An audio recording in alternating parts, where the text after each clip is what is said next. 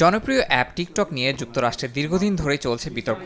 দেশটির নিরাপত্তার স্বার্থে ১৯ জানুয়ারি এই ভিডিও শেয়ারিং প্ল্যাটফর্ম সাময়িকভাবে বন্ধ হয়ে গেলেও ট্রাম্প শপথ নেওয়ার পর তা আবারও চালু করা হয়। চীনা মালিকানাধীন প্রতিষ্ঠান বাইটডান্সের টিকটককে এখন হয়তো বিক্রি করতে হবে অথবা নিষেধাজ্ঞার মুখে পড়তে হবে। নতুন মার্কিন প্রশাসন বিষয়টি মূল্যায়ন করছে এবং বিক্রির জন্য আলোচনার উদ্যোগ নিচ্ছে। সম্প্রতি সামাজিক যোগাযোগ মাধ্যম ট্রুথ সোশ্যালে ট্রাম্প জানিয়েছেন টিকটকের প্রতি তার ব্যাপক আগ্রহ রয়েছে।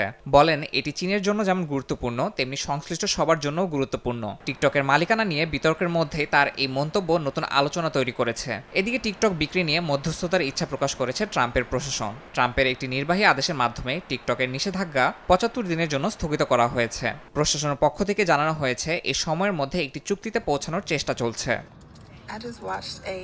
মার্কিন বিনিয়োগকারী ও কোম্পানিগুলো এরই মধ্যে টিকটকের প্রতি ব্যাপক আগ্রহ দেখিয়েছে।